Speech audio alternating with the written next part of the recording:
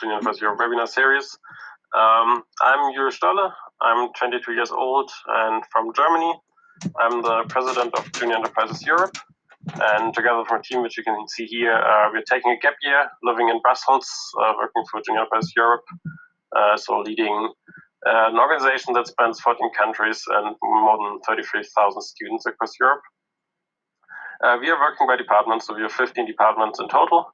And today I'm here in my role as head of network development, which the training is part of. And just to clarify, because we are in different countries and the concept is different between the countries, Junior Enterprise is a non-profit organization formed and managed entirely by university students, which provides services for companies, institutions, and individuals. In general, we try to have an impact on academia, the business world, and society. So we try to gap the bridge between academia, providing skills and knowledge, and prepare people for the labor market. In terms of our strategy, we have 3 goals, which span around development, integration, and recognition. That's what we try to do at the European level.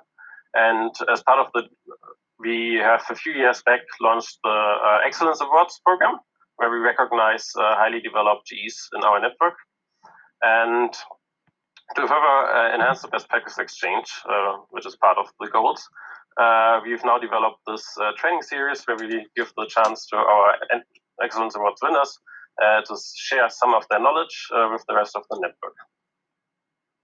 And that's everything I wanted to say. I will now hand the word over to Sarah. She is from Portugal, and she's currently working for us as our training manager. And I wish you all a very nice training and have fun. Thank you, Julius. So my name is Sarah Farias. I'm the training manager, as Julius said. I'm responsible for organizing all these online trainings and these webinars. Today we have a webinar with JUNITEC, a JEE from Portugal. So I hope you learn a lot with them. So Francisco and João, the stage is yours. So thank you very much.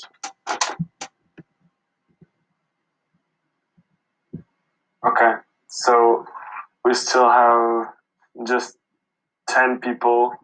You want us to start, or maybe we can wait a little bit more? I think you can start, because after we will put the webinar available in our YouTube channel, so they can watch. Don't worry. Okay. So go ahead. Okay, actually, this webinar, I can share my screen. Okay. This webinar was actually prepared initially to be presented in person, and it was a lot more interactive. But then, as we are presenting it by Zoom, it was planned to be a little bit more of me and Francisco talking about something we do in JUNITEC and try to introduce you to some new concepts. But as we are just 10, I think now, I think we have time for you to explain to me a little bit more of what you're expecting of this workshop. So I would love if like 2 or 3 of you could be a volunteer and explain to me and Francisco a little bit more of what you want in this, of what you're looking for in this workshop, so that we can maybe direct it a little bit more to you. So who is willing to speak a little bit and present yourself and your G, and then explain it a little bit what you're looking for? Is there anyone? Any brave soul? Hi. I can start. Hello. Okay, hi. So my name is Anna. I'm from Germany, but I'm studying in Austria, and I'm with Icons. So we are Austrian student consultancy. And I think it's pretty interesting that you're also starting your own startups. And we were also thinking about doing stuff like that, or at least getting a little bit knowledge about how it could be started and what we could do in this direction. So I just hope to get some insights here, what we could do also with being like in whole Austria, because we are in Innsbruck, Graz, and Vienna. So we have 3 locations, and yeah, I think it could be pretty interesting to get a little bit more knowledge about it. Thank you very much. That's great, because that's what we intend to do. Basically, as it was in the description, we'll talk a little bit about JUNITEC, just a little bit, just to present our JEE and what we do. Then Francisco will explain a little bit about the methodology of Agile and Scrum, and then I will go through our acceleration program and basically the process to create the startup in JUNITEC. Is there anyone else that wants to share a little bit and present themselves as well? Just while we wait.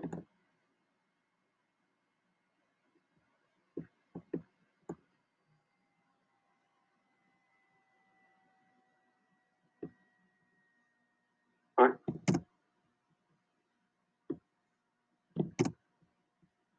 No? One more. Come on, just one more and then we start.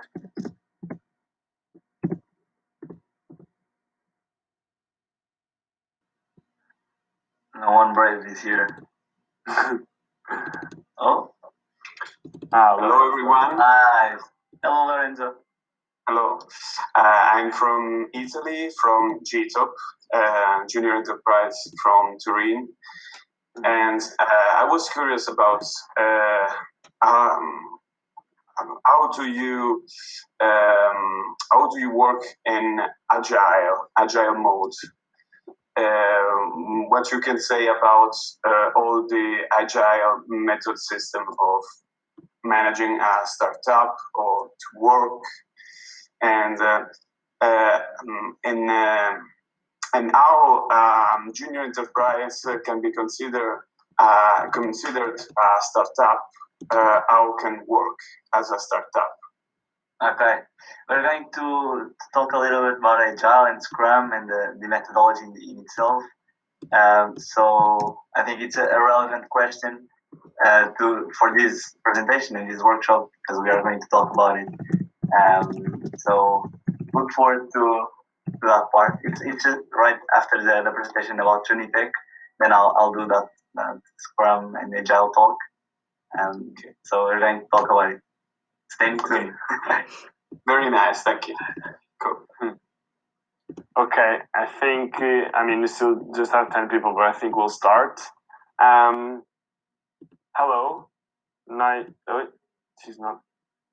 Okay. Hello, nice to meet you. I'm João Alves. I'm from Portugal, and I'm the current president of the board of JUNITEC. I'm in my 3rd year of JUNITEC and in my 4th year of my biomedical engineering degree. And in the 1st year, when I entered JUNITEC, I actually started managing a project that later became a startup. So I've actually gone through the process that I'm going to explain to you today. And then in the 2nd year, I went up to the board of JUNITEC as a finance director, and this year I was elected as the president. And today I have with me Francisco. Hello everyone, my name is Francisco Serralheiro, and I'm from JUNITEC, as you can see. I'm studying engineering, computer engineering, and I'm going to my 4th year of JUNITEC. In every year, I worked in consultancy projects, technological consultancy projects to be specific. So every task going like software development, from project management, a little bit of Agile and whatnot.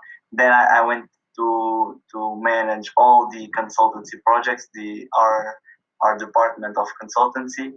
And this year I was elected vice president of JUNITEC's board, and I will be supervising our consultancy projects and our quality. Okay, so basically I'll start, as I was saying, I'll start by presenting a little bit more about JUNITEC. Then we'll talk about the Agile framework, and the Scrum Framework, and then we'll talk about our acceleration program. And in the end, we got a little quiz, a little Kahoot prepared for you. So we'll play a little quiz and figure out who knows more about startups. to start with, I have here our mission and our vision. This is really simple. Basically, our mission is through excellence and commitment, carry out entrepreneurial projects with high impact in both the academic and corporate community. The vision is deliver disruptive and impactful projects carried out by young and creative minds from Institute Supertechnic, that's our college, forming the best national talent and the leaders of the future. So basically, our mission and our vision are stuck with the development of our members. We want to do the most interesting projects, we want to give the most and best opportunities to our members in order for them to develop as future professionals and, most important, as persons, as people, sorry. How do we work? What is our structure? Our structure is quite straightforward. Basically, we have an executive board, and then we have three main departments. We have marketing and human resources. You're probably familiar with both of them. So they are like support departments, but they are absolutely really important in our JEE, as they are in any company. And then we have our technical department. And this technical department is where we do our projects. This technical department is divided in two sub-departments. First, our consultancy department, where we do projects for companies or cooperating with companies.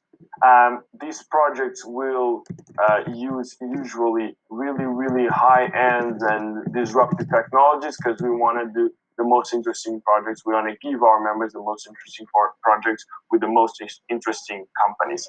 But today, what we are here to talk about is our innovation department. This innovation department is a group of people that was created with the sole purpose of creating startups. So we have members that enter JUNITEC just to create their own business. Why?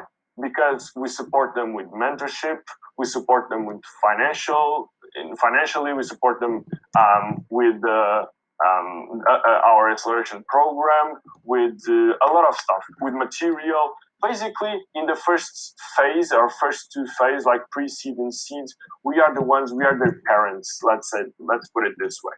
And then, after a year, as I will explain a little bit better later, they are ready to gain their own wings and way to the market.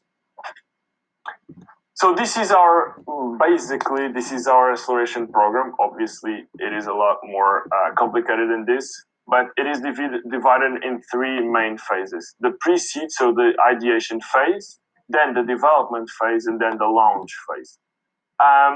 Then we have a lot of partnerships with acceleration and incubation companies. I don't know if you know any of them, but they are mainly from Portugal because that's what makes sense for JUNITEC. But basically, what we want for our projects is to be successful in JUNITEC, but then create opportunities for them to grow after JUNITEC, after they are actually a startup. We have successfully created some startups already. Minutescan and Clinks, these two over here, are the most recent ones. They were created almost 2 years ago, and they are now both in the market. They are gathering investment, and I think they will be really successful. They have been in 2 editions of Web Summit already, and yeah, they're gaining traction, and that's really cool. Then we have, nowadays we have 5 current projects going on. They are not startups yet, but will be, we hope. The first one is Eagle Stream. Basically what they do is crowdsource the streaming of sport events using an AI technology and a 5G network. So it's really cool. What they do is like, if you're watching a game, you're filming a game, and you're getting paid if the filming is good enough to be transmitted to other people. And then the other people can watch the game through your transmission and pay way lower value than they pay, for example, for TV subscriptions. Then we got Smart Bin. Basically, what they're doing is smart trash cans that recognize what you throw inside them, and then through a system of gamification, will give you points and will reward you money if you recycle. Then we got SeedPoint. SeedPoint is a device and an associated software that will help spaces to control how many people there are in the rooms, what is the temperature, the light, the humidity, etc., etc., etc. And then we got POG. POG is a really interesting platform. They're actually seeking investment right now. And what they do is basically they gather trainers and players from esports, and they allow them to organize classes, to book classes, to give feedback to each other, and it's also really cool. And then StockFlow. StockFlow is already finished, but what they did was create a device that would help stock management in hospitals, and they would decrease about 10% in stock losses. So it was really, really cool for the hospitals. And just this year, we've gathered more than 83,000 euros in external investment for our project. So it is really cool. And we are going in the direction of creating an actual startup factory. And that's our goal. We want to create at least in the future, our strategy, our goal in our strategic plan is to create at least 3 new startups each and every year. And I think we're going in that direction. I think we'll be able to do it in at least 1 or 2 years. Because nowadays we've been creating startups, but not in a really constant rate. But I think as our acceleration program is organized right now, we will be able to create a lot more startups and a lot more successful. And this is also related to the amount of external investments and partnerships that we've been able to gather in the last years. Just to finish this presentation about JUNITEC, I got some key indicators here. This year we won 2 awards, one in Europe. We were nominated the most entrepreneurial JEU in Europe. This was amazing because this was the first time a Portuguese JEU won it. And it's amazing that it was us, because it was exactly the prize that we were looking for, because we've been investing in our innovative department and in innovation in all the other departments as well. And then we won the most innovative JEE in Portugal. That was really, really cool. We are really proud of the work that was done last year. Then we've been increasing the number of candidates, and which is a really cool key indicator as well, because it means that in our college we're getting bigger and people are starting to value us even more. Then the number of courses is also something that we are really proud of, because we're in a college of engineering and there are about, I think, 17 courses or 18 courses, and we can have a representation of 14 of these 18 courses in JUNITEC. So despite everyone is from engineering background, it is really, really important to have different types of backgrounds and different types of engineering, because one thing that we really, really value is the diversity of the teams. And that's one of the recipes for success, even in startups, but in our GEs also, we also follow that standard, obviously. And the last but not the least, we have closed 18 more partnerships this year, which was really, really cool, because it helped us get more clients, more projects, more partners for our innovative projects and our startups. And yeah, it's also a great key indicator for JUNITEC. So now I'll ask Francisco to talk a little bit about the Scrum and Agile framework. Okay, so thank you, João. I'm going to talk a little bit about Agile, what is Scrum. We are only going to touch the basics here, but if you have any questions, you can put it up in the chat, or it will be also cool, so if you could speak directly with us. So be free to make us any question as we take a deep dive in these concepts. So Agile is like a new way, not very new, but new in Portugal and in engineering way of working and to manage work, especially software development projects. So instead of developing like a full plan for a period of time, like the traditional project management methodology, it values and prioritizes iterative development with frequent communication and collaboration between the team and the client.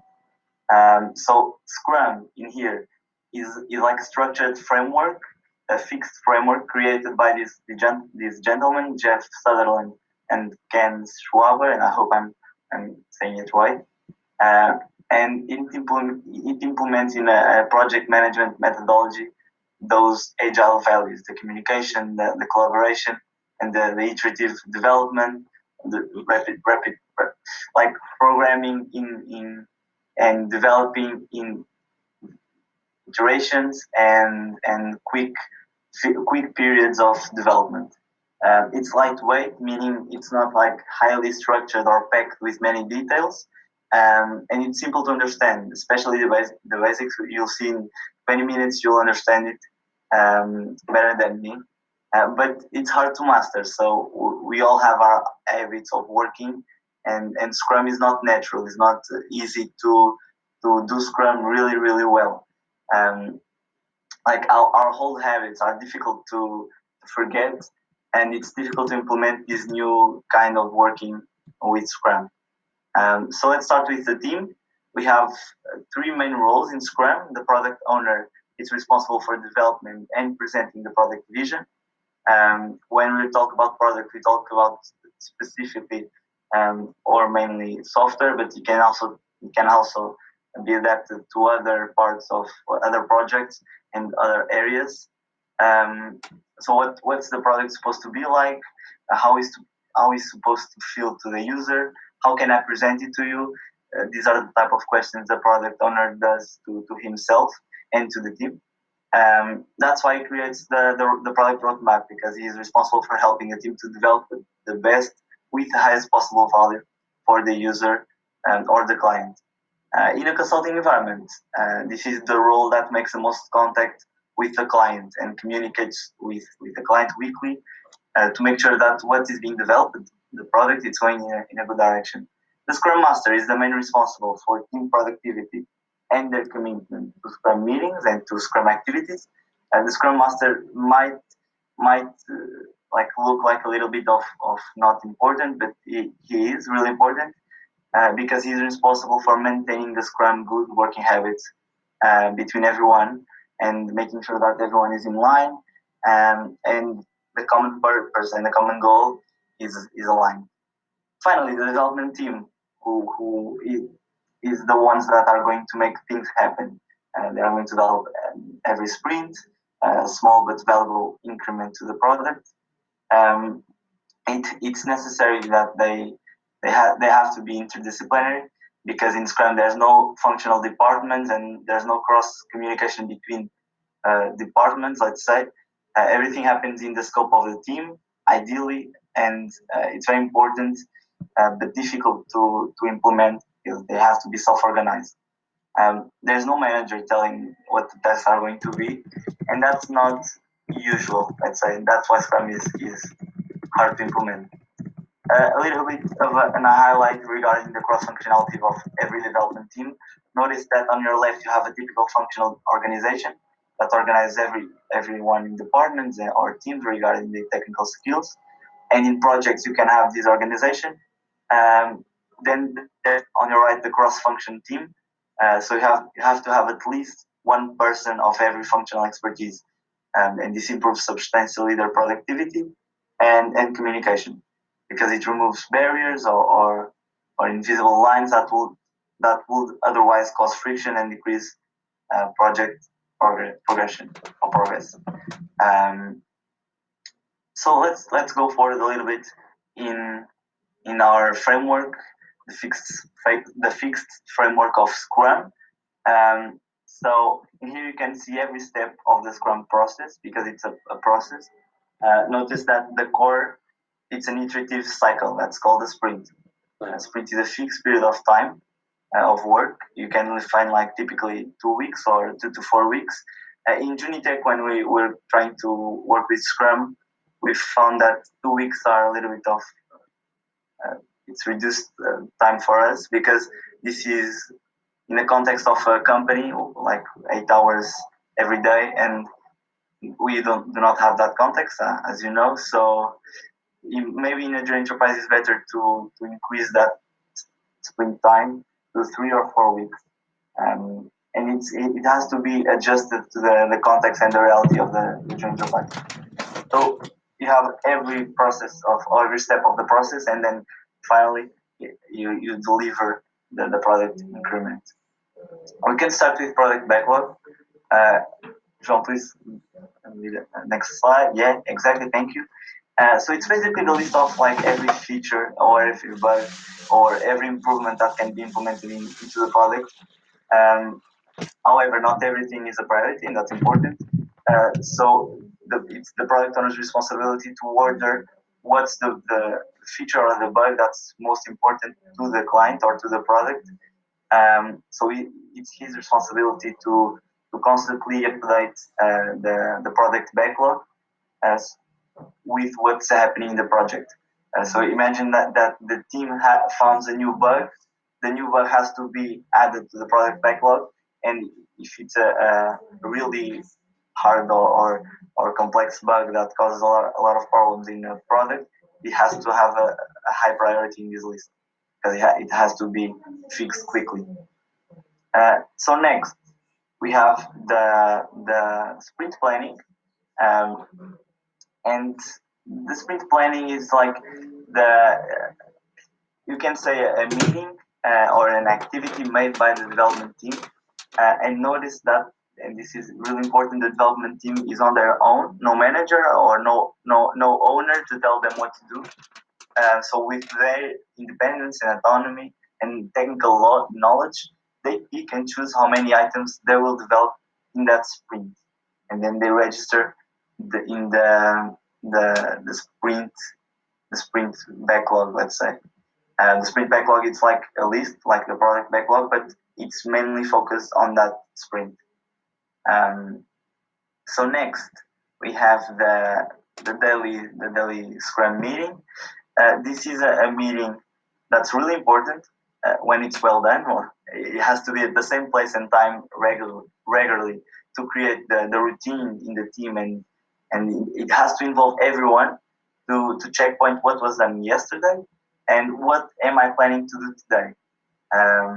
So it has to give to everyone in the team the sense of progress, and everyone has to be working towards the sprint goal. It's managed by the Scrum Master. Like the Scrum Master in every meeting, it's responsible for making sure that the meeting is going all right, the meeting happens in the first place, and it reached the goal, the common goal. And it's really important to not spend a lot of time in this meeting. It has to be 15 minutes or less in the ideal world. Also, in normal companies, it's daily, but notice that like in the Junior Enterprise, we do not work daily. We have our school projects, our school classes, so you have to adjust our reality. In JUNITEC, we find maybe every other day or every third day it's doable and it produces good results. But like in every company trying to work with Scrum, we are still adjusting every day to our reality what's best for the project progress and for the team. So continuing with our process, we have the sprint review. This is made in the final weeks or in the final day of the sprint, and it's a meeting between every stakeholder of the project to review what was delivered by the development team. It's really important to understand and adjust in future sprints what's the capability of the development team in each sprint. And the Scrum Master, as always, ensures that the event takes place and keeps everyone in line with the purpose and moderates the meeting. This meeting is really important, and it's a little bit similar to the next meeting we are going to see, that sprint retrospective, but it has some difference. This objective, or this meeting's objective, is to review the increment, the product increment that was done in that fixed period of time, that sprint. So you can retrieve some conclusions and some lessons to the next sprint, especially for the development team when they are choosing the next sprint backlog and the next features they are going to implement. They can look towards the last sprint and the last conclusions to iterate the next sprint and make it better, let's say. Finally, that last meeting of the process, we have to take a look first to the daily delivery, that's important, and the product increment, that's what's delivered in the last, you can go to the next slide, John, sorry. That's what's delivered in the every sprint. You have to showcase the client or the product owner that you developed the product. So you have to deliver some increment, some fixed features or bugs that has to be function, has to be in a usable state. And that's the definition of done in Scrum. And this is important, and it's one of the very best things about Scrum, is that it makes really important, especially in software, to deliver in the final days of the sprint. You have to deliver a functional product version. In the traditional project management methodologies, especially in software, it's not really focused the usability of the product. But in Scrum, you have to have in every sprint end, the product has to function, has to be usable, and it's not allowed to have some bugs or some not working features. And finally, the meeting that ends the sprint is the sprint retrospective.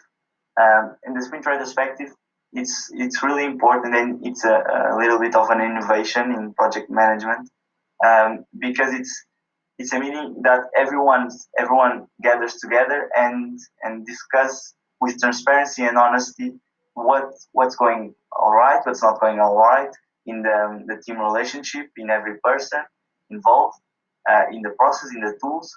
And the main goal of this meeting is to take lessons and to take conclusions to improve the team performance, the team connection, relationship.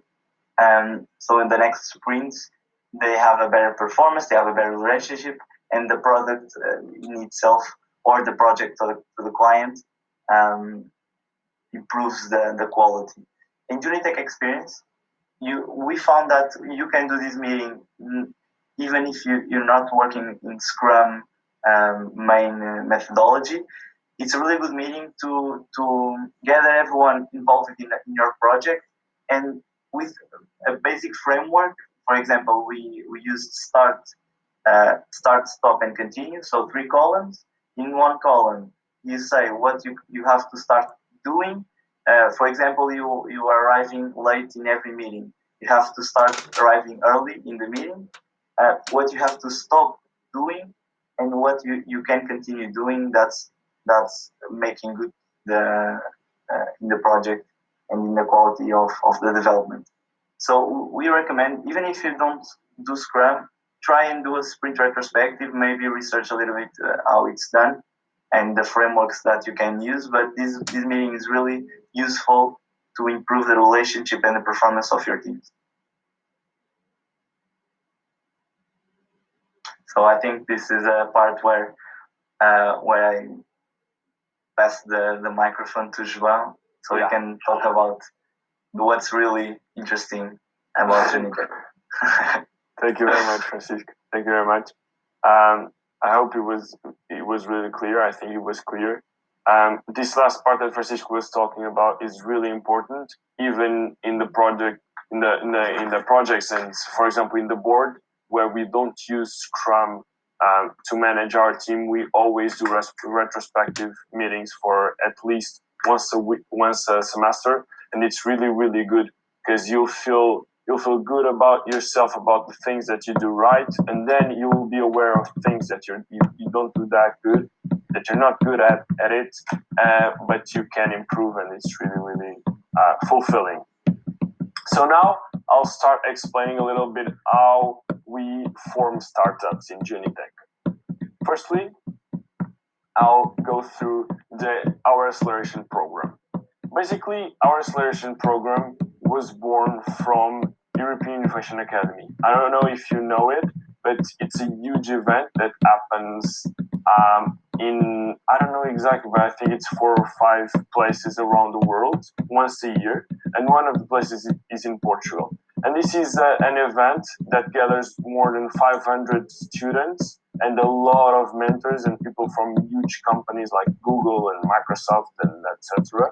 from all over the world. And basically what you do in this event is you create a startup in 3 weeks. What we did was we went there and we learned all we could, and then we built an acceleration program that would fit our activity in JUNITEC, that could eventually create a startup in 1 year.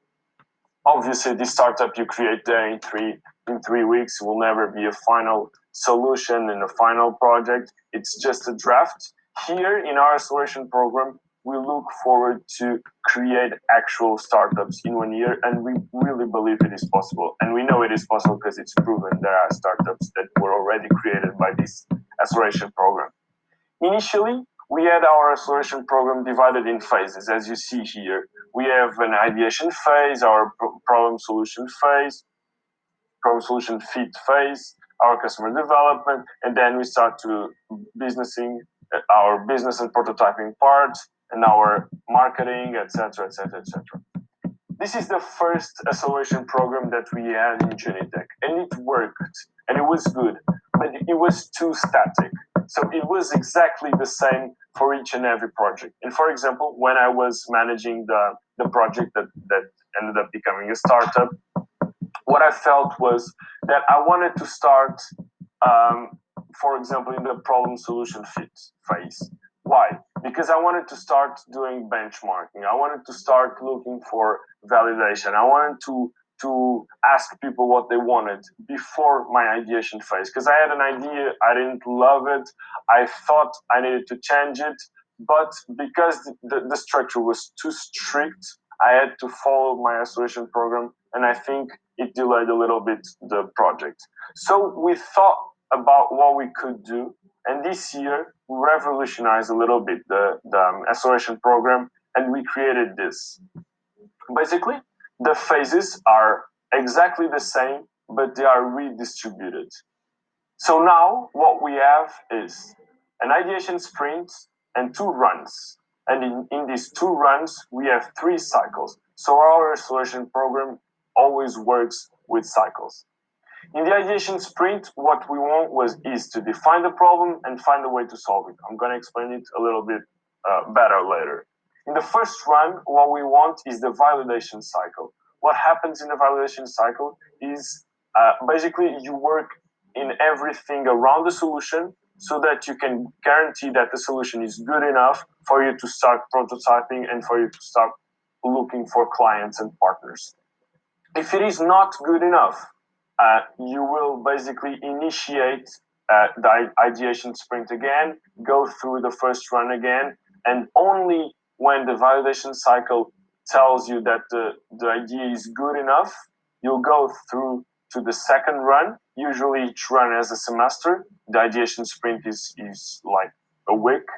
And then in the second run, what you do is the prototyping cycle, in which the outcome is the MVP, so the minimum viable product, and the business cycle, in which the outcome are partnerships, clients, supply chain. Basically, your main goal is to structure your stakeholder matrix. So starting with the ideation sprint, the main goals of the ideation sprint is clearly define the product at hand and find a way to solve it. To do this, you gotta ask a lot of questions. You gotta ask, like, regarding the problem, who does it affect, how it affects them, how badly do they want it solved, how many people want it solved, does someone have already a solution or not? And then when you're trying to find a way to solve it, you gotta ask questions like, is the problem completely solvable? Or is it solved already? Or is the solution viable? Is it easy to use? Is it expensive? Do people really want it? So basically, these are the types of questions we ask ourselves in ideation sprint. And how does the ideation sprint work for us? It always starts with the new members of JUNITEC. So we recruit in about October. So in October, people enter JUNITEC, and we divide them in pairs. And we ask that each pair presents us 100 problems, so 50 per person. And you can, like, you're looking at this and you're thinking 100 problems is impossible. It's not impossible. You go in the streets and you start looking at people, start looking at trees, start looking at buildings, start looking at everything differently, and you'll find 50 problems easily. When you have 100 problems, you start asking these questions that I was telling you before. How big is the problem? How impactful is the problem? How hard is it to find and implement the solution? And then you'll start cutting. We have, like, I'm not getting into details, but we have a process that is defined for you to cut your problems, and you'll turn 100 problems into 5 really good and structured problems. Then these 2 people, and this is like 1 or 2 days, then these 2 people will go benchmarking and search for industry trends and look for what has been done, what hasn't been done, and will select from these 5 problems, they will select 1 problem. And then they will investigate further away this problem in about 3 to 4 days. And when we have a group of 10 groups of 2 people, each one developing a solution for a problem that has already been studied, obviously just 3 or 4 days, so it's not been studied like deeply, but it has been studied enough to know if the solution is good or it is viable or not. Then they pitch and they present to us, JUNITEC, and to our partners, and we will select 3. I got here 1 team, 1 problem, and we'll have this times 3. So in each year, we select 3 teams and 3 ideas from this ideation sprint. This is the first phase, and this lasts 1 to 2 weeks. Then, when we have our teams defined and our problems and solutions defined, we enter the validation cycle. The validation cycle has more or less 6 main variables. The problem statement, that consists in really knowing deeply the problem that we're trying to solve. Because in the ideation sprint, we define roughly a problem and then define roughly a solution. Here, what we're going to do is actually define the problem, know exactly what we're trying to solve, and then define everything around the solution except for the product itself. So if we're trying to get a product, we're not going to define the product, we're going to define everything that goes with the product so that we can get our customers and partners validation and then starting developing the product. So our second cycle variable is the UVP. UVP stands for Unique Value Proposition.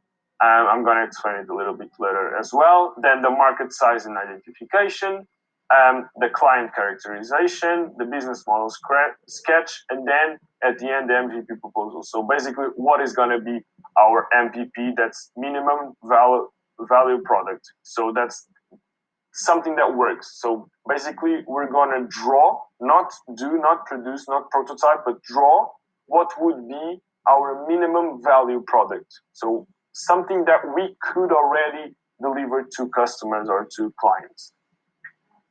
Basically, this works as a cycle because we feel like it's really, what's the most important thing is to get validation from the people that will buy from us or that will be our partner, that will be stakeholders of the project. So we start by updating the cycle variables, then we prepare a presentation, we schedule meetings, we do the meetings, and then we get the feedback. When we get the feedback, we update the cycle variables again, and we do this over and over and over until we're really confident with our cycle variables, and we are ready to go to the next phase and to start prototyping and to start our business cycle as well. So now what I'm going to do is explain you a little bit more how we define these cycle variables. And to do that, I'm going to introduce to you the Lean Canvas. Probably most of you have already heard about the Lean Canvas. The Lean Canvas is a really useful framework that we use in JUNITEC and that most of the startups use because it basically concentrates all these cycle variables that we need to define to have a viable project. The first ones that we define are the problem and the solution. But these ones are already defined in ideation sprints. You gotta be aware that this is always temporary. So Basically, if you define a problem and a solution, you can't be afraid to write it, because you'll be able to pivot it later. You'll be able to change it whenever you want. You can erase it and write it again. Because the main objective of this cycle is to always change until you don't have to change anything. But you will have to change something along the process. So you don't have to worry about that. You just have to write what you think is correct and then wait for an opportunity to change it for something better. Our first activity will be to identify our unique value proposition. So basically, our unique value proposition is kind of the definition of our solution. The unique value proposition is what differentiates something, our company, our project, from anything else in the market. This UVP can be a lot of different stuff. It can be the product itself, because it's a completely innovative product that was never done before. It can be the color of the product. It could be the smell of the product. It could be the business model. Sometimes you do exactly the same product as somebody else, but you change the business model. It can be the marketing strategy. It can be so many different things. The only thing you have to guarantee when you're developing a startup, a future startup, is that you have something unique. It doesn't matter what. If you have something unique, you can develop your strategy from there and then develop the product and the project around that. So now I have here an activity where I have some UVP examples, and I want you, if you can, to comment on the chat, or you can turn on your microphone and try to guess which companies are these UVP are associated. So basically, we have here the first one, and I want to do this activity is really important because UVP, the main goal of the UVP is to be identified as how do you say it? Like a passport. So your UVP is your company's passport. If you say your UVP, you want everyone to remember your startup, your company, your product, your idea. So the better your UVP is, the better your idea and your solution is. For example, if I read this one to you, smartest way to get around, one tap, and the car comes directly to you. Your driver knows exactly where to go, and the payment is 100% cashless. Okay, now I revealed the answer, but I don't know if you're answering. I can see, but this one is quite obvious.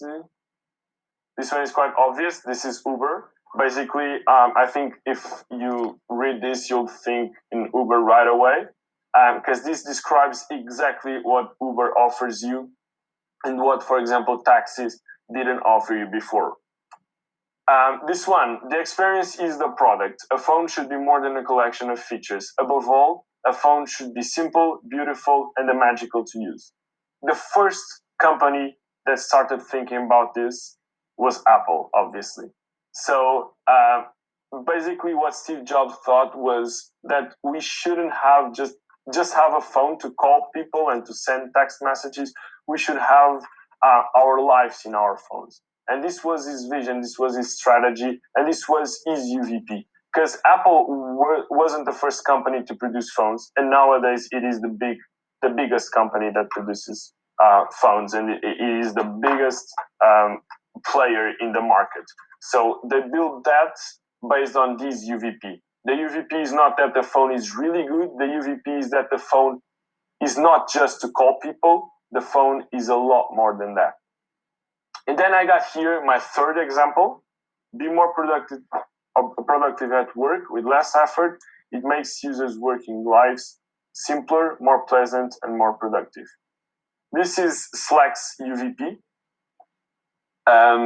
This is really interesting, I think. I don't know if you use it in your JEE. We use it a lot. I use Slack every single day. And this UVP is actually really accurate because it was missing a platform. We were missing a platform just to work and adjusted to what we want when we are working, when we are communicating our work stuff.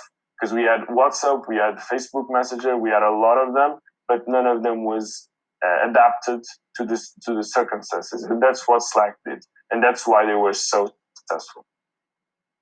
So now we got these 3 little boxes filled, and we're going to our definition of the product market fit. This is really, really, really important for 2 situations. Firstly, it is really important for you to know the dimension of your product, the potential that your product has, and the dimension of the market that it involves. And second of all, it is completely unreplaceable when you pitch to an investor. When you pitch to an investor, this will be the most important thing that you'll say. That's the market size. In the market size, you got 3 terms, let's put it this way. You got the TAM, and that's the total addressable market. And basically, the total addressable market is the theoretical total market that could exist for a product, assuming unlimited access to it and unlimited resources from the provider. So basically, if there were no competitors, you had no limitations in terms of resources and human resources and etc., what would be like the biggest market you could get? For example, we can think about McDonald's.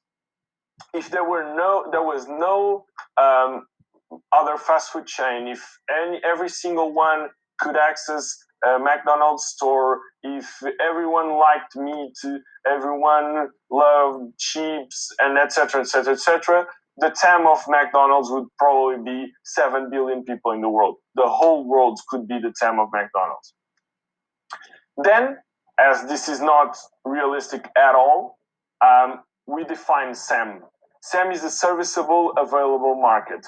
Basically, it is a sub-market of TAM. It carves TAM according to the public characteristics. So, for example, imagine McDonald's was born in the United States, and the TAM of McDonald's would be the whole world.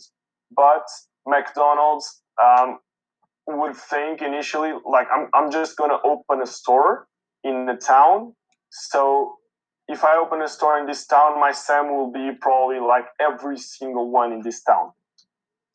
And then the sum. The sum is basically the actual share of the SAM that you can get in your business. I got here an example of a fast food chain. It's not McDonald's, but basically what I'm saying is that the TAM, as I said already, would be the whole world. The SAM would be, for example, the whole town. It's like the SAM. It's like a fraction of the TAM, but also assuming that you would be in a like monopolistic situation. So basically, it would be the demand for your type of product within your reach.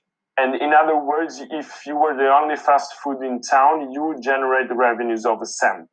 Okay? But SAM, that's probably the most important measure, is how much of the SAM you can realistically capture. And for an investor, it is really, really important to have a big and ambitious SAM, but it also needs to be realistic, because you can and you need to be able to deliver SAM. The SAM is like the actual revenue you'll do like after a year or 2 years or 3 years, and you gotta be able to deliver it. So basically, the SAM and the SAM are the de-risking factors of your market fit. So it is what the investors look at when they want to know exactly what you're going to earn after 1 year or 2 years or 3 years. And the TAM will represent the potential of your product and the potential of this project that they are investing in. For example, in McDonald's or in a fast food chain, in the beginning, they thought, okay, this is the restaurant. This is cool. This doesn't exist. No one else knows what a fast food chain is. This could be good. In the first year, we're going to make some profit. In the second year, we're going to make a little bit more profit. But we are looking at the TAM of the whole world. We are looking at 7 billion people. So this has a lot of potential. So both are important, and both are important for different reasons. After defining the market size, you got to define your business model and revenue model. Some people think that business model and revenue model are the same thing, but they're not. Basically, the business model is what describes the way you generate value. The revenue model is what describes the way you monetize this value. The most important thing in a company is to not look for money, look for value, because then the value will be monetized. If you are smart, you will always be able to monetize value, but you won't always be able to make money without value. That would be almost impossible. So you gotta look for value and then look for a smart way to monetize it. I got some examples of revenue models here. These are the most interesting ones that I found. The first one is loss aversion. This is really cool because this is the model that every single drug dealer in the world uses.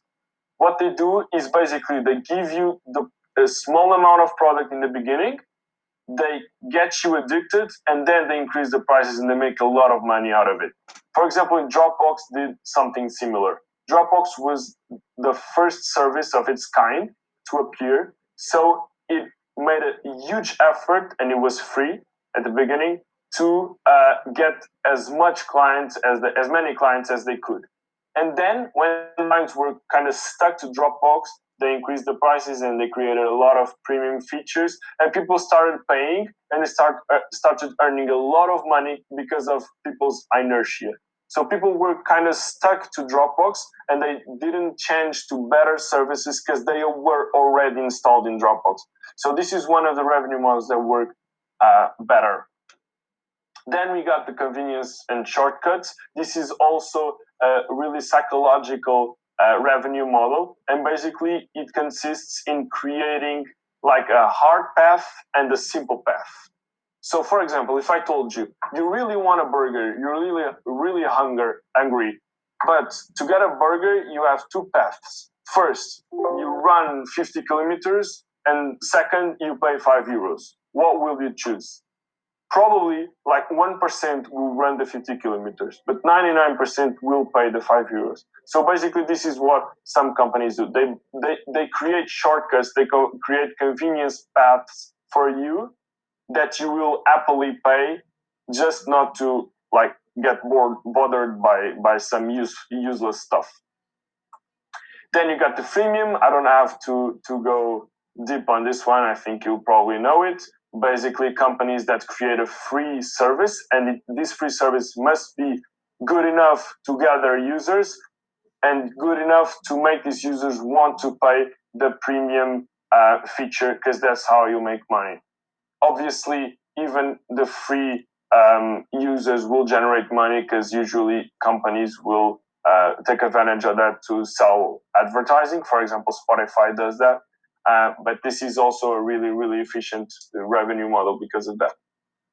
Then we got pay what you want.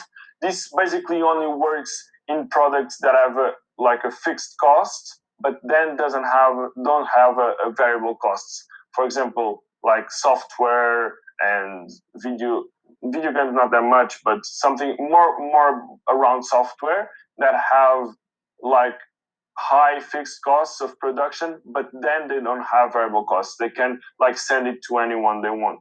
So if they do it, pay what you want, usually there are studies that say send it to anyone they'll make more money than if they ask for a specific price. Then you got the affiliate or referral. Basically, it works when people refer friends. And for example, if I say to you, if you refer a friend, you'll win a €5 coupon. This revenue model will work if, in average, the person that you invite spends more than €5 in the platform.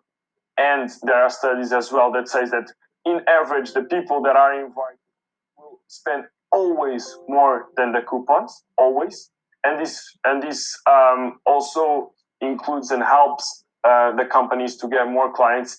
Even if they don't get profit out of it, they get more clients, and then in like some years, some months later, they can increase the prices because they have already a client base, so if they do a stronger client base.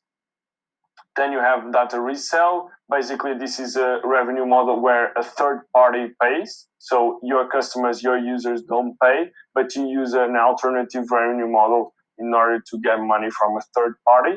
This is the example, for example, of Facebook. Facebook also earns money in advertising, obviously, but usually, I mean, it's not proved, but they initially sold data, and that's the way they made money in the beginning. Then you got subscription. Subscription is also really straightforward. And then you got Razor Blade. Razor Blade is probably my favorite one. That's the example of Nespresso, where they sell you a machine at the beginning that's really cheap. So you go to the store and you buy an espresso machine for 30, 40, 50 euro. That's really cheap. And then as you get that fixed cost, you will feel almost forced to keep buying coffee. And then you'll start having variable costs, a lot of variable costs. You'll spend much more money in the coffee than you spent in the machine. And they probably earn less money with the machine or even lost money with the machine, but they are earning a lot more after that with the coffee. So this is also a really, really smart revenue model. So now we have our lean canvas a little bit greenier, and we'll carry on to the last cycle variable, and that's the marketing strategy, our go-to-market strategy. And this depends on 3 variables. First, our customer persona. This is really, really, really important because the customer persona is the definition of your client. Obviously, sometimes you can't define like a specific person, but you can define, the age, more or less. You can define what they do for a living. You can define their hobbies, their interests. And this is really important because like 50 years ago, if you wanted to advertise your product, you would go to the newspapers or you'd go to the TV, and the efficiency of this marketing strategy would be 1, 2, 5%. Nowadays, you can direct your marketing strategy to your target audience. And that is really, really cool. And that helps you invest your money in a wiser way and make it a lot more efficient. Then you gotta think about your competitors as well. You gotta think about what they're doing. You gotta think about if you want to do the same because they are doing it and they are doing it right, or if you want to innovate, like regarding what they're doing, you want to do the similar but you want to innovate, or maybe your UVP is in the way you do your marketing strategy and you want to do something completely different, and you know that you're going to do it better than your competitors. But it is really, really important to take into account what your competitors are doing. And then you got your marketing channel. Obviously, our marketing channels are stuck with your customer persona and your competitors, but it is really important to define them well. In the end, you got your pitch, and your pitch is your call for action. Basically, your pitch is what will give you the money, what will give you the customers, what will give you the partners, what will give you everything. So the pitch is really, really, really important. If you're doing an investor's pitch, it is always really important for it to be clear and concise. And it is really, really important to present the problem and deliver the solution in the really clear and simple way. If the pitch is for investors, you must respect the 10, 20, 30 rule. Basically, it's 10 slides, 20 minutes, and 30 point fonts. So it must be short in slides, 2 minutes per slide, and you must be able to read it well. And not that much text in the slides. Here we got the 10 slides for an investor's pitch, and then we got bolded the main slides for a smaller pitch. Because in the validation cycle, what you're going to do is a lot of smaller pitches. Because you're not looking for an investor now, you're looking for validation. So you need to repeat the pitch over and over and over and over again to different people, so that you'll be able to update your cycle variables to define your solution, and then later you'll be able to do an investor speech or a client speech, and this speech will be longer and will include the 10 slides. So now we've finished our validation cycle, and we really, really believe that our solution is amazing, and we want to go forward with it, and we want to start prototyping. So we start our prototyping cycle. And this works in a more or less an agile logic. You implement a feature, you report the progress to the stakeholders, you collect the feedback, you update the cycle variables, the features, the WBS, and the stakeholders metrics, and then you implement another feature, and then you repeat it over and over and over again, and you end up with a minimum viable product. So the outcome of the prototyping cycle is to have a product that you can present to your early birds, to your first customers, to your first partners, and to basically to all the stakeholders of the project. And then, in parallel, while you're prototyping, you start your business cycle. Your business cycle works more or less as the validation cycle. If you go through it, if you read it, it's basically exactly the same, but the cycle variables change. The cycle variables are no longer the business model, the UVP, the marketing size, etc., etc., etc. The cycle variables are clients, partners, suppliers, the stakeholders in general. So basically, the cycle variables are the stakeholders. And what you want to do is prepare a presentation, schedule meetings, do the meetings, present your product, get clients, get partners, get suppliers, and then update cycle variables if it doesn't work. And if it doesn't work, you update it, and then you'll go again and prepare more meetings and meet with more suppliers and more partners in order for you to be able to launch your startup and get external investment. So basically, coming back to the overview, you start in JUNITEC, 1 week, you define the problem, you define the solution, then you go through the validation cycle, you define your UVP, market size, business model, marketing strategy, your pitch, and you go through like a lot of conversation with potential clients, potential customers, potential partners. You go to hackathons and you validate your solution. This is the most important part. You validate your solution. After validation, you start building your MVP and you start building partnerships, you start building your supply chain and start getting your clients. So we finished our presentation. I hope we were clear, and we are now open for questions. We just want to for you to participate in a Kahoot. I think it will be really, really fun and see what you got from this presentation. And after the Kahoot, we'll have a Q&A slot for you to ask us as many questions as you want. Thank you very much. Okay, let's proceed to the Kahoot quiz. So I'm sharing my screen, and so now we are going to see who was really paying attention to our presentation. Okay, so can you see the game pin? It's visible, right? Joe, it's visible, the game pin. Yeah. Okay, nice. So we're waiting for. I hope you know what's Kahoot. So you join in this website, Kahoot, www.kahoot.it, and then you put this game pin.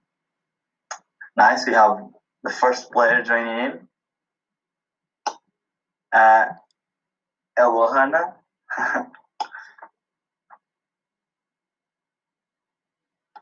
Lorenzo is in. Nice. Make yourself comfortable in this lobby. It's not a very fancy lobby, but it's cozy.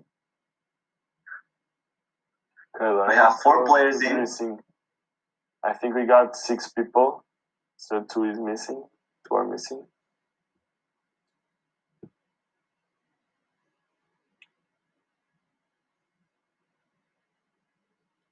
No. If you don't want to participate, it's all right. And we just wait a little bit, 1 minute more, and then we'll have a clash between our 4 players, our brave 4 players, 3 players, because one just. What happened? Okay, it's back. Oh. Maybe No? he's with a bad Having connection. problem. Yeah. Let's wait. We'll wait a little bit more. Yeah. So, Anna. Hello, Hala. This is a new name. Nice. So we're missing Emmeline, if you want to join us in this Kahoot, Alexandra, and Rafael. Rafael. I hope I'm pronouncing your names right. Okay, we can start with our 5 players. Yeah. Let's go. So,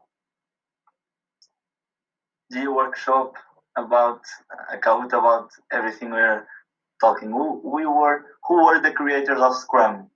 These two gentlemen, and that I showed you before.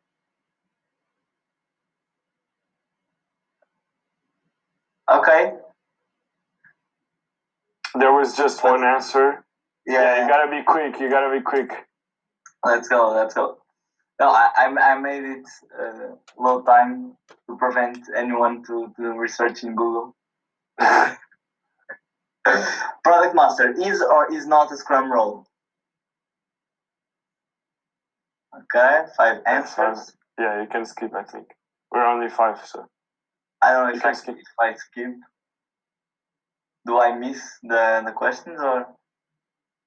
Not sure. Actually. Yeah. Yeah, false. Product master is not. Product owner is a Scrum role, and Scrum master is a Scrum role. Product master, it's a baby I made from them. It's not a true Scrum role. Okay, next question. And Anna is winning. Let's go. What are the responsibilities of a product owner? Yeah, the picture helps a little bit. So delivers completed increment each sprint, removes barriers and maintains a sustained pace, defines product vision and manages the product backlog, or he owns the product. Okay, well done. Nice. Defines product vision and manages the product backlog. But sorry. Next question. What is not a responsibility of a Scrum Master? What is not a responsibility?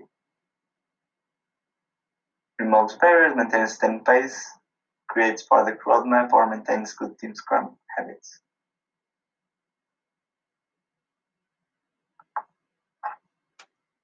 And finish your time, and exactly, who creates the product roadmap is product owner, not the Scrum Master. So next question, who's winning? Anne is on fire. Let's go. Which artifact is the product owner responsible for? Is it the final report, sprint backlog, product backlog, or daily increment? 3 answers in. Yeah. Okay. Go random. Exactly. Product backlog. Final report does not exist officially in Scrum methodology. You can do a final report, but not in the Scrum Minds. Sprint backlog is the development team's responsibility. So next one, and okay, we have some approaches to the top. Who is responsible for preparing the sprint backlog? And I think I already give the answer. Okay, dev team, product owner, project manager, or Scrum Master?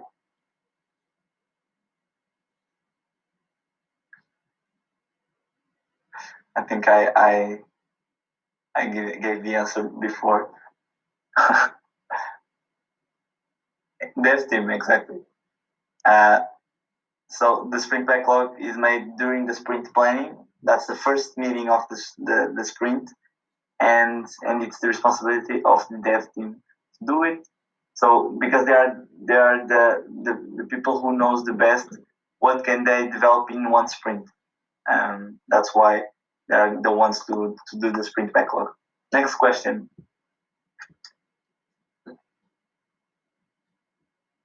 Who does not attend the daily Scrum meeting? Scrum Master, Product Owner, their team, or everyone attends, and this is a trick question. 3 answers in.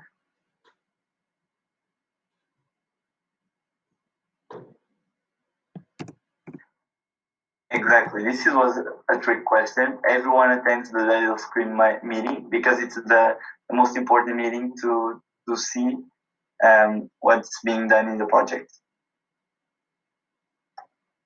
And M was the only one who got it. Congratulations. Next question. What is the purpose of the sprint review? For next sprint, review with dev team what was delivered and discuss the increment. Review team performance and discuss best practices and team relationship, or final presentation to the client.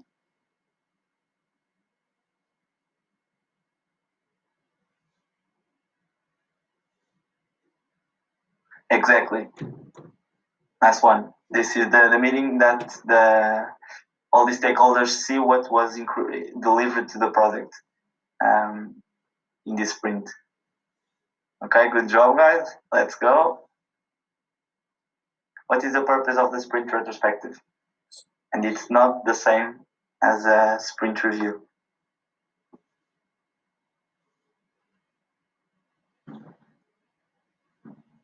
But the answers are the same, at least the options.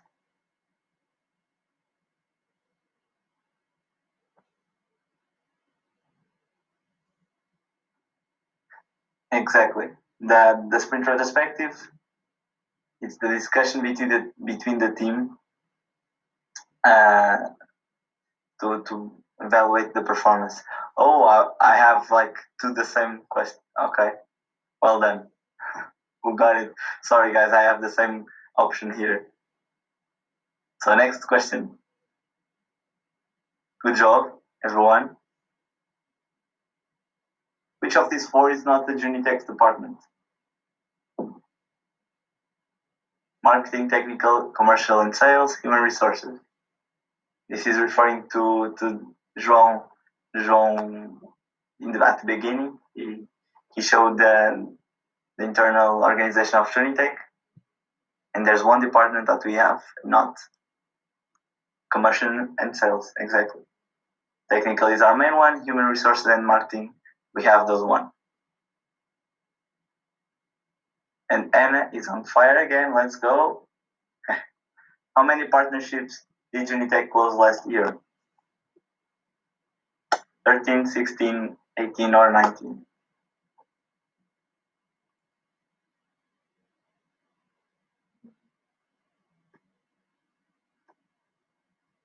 Three answered in.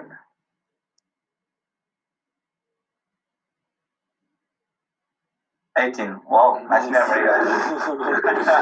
Everyone got it right. Yeah.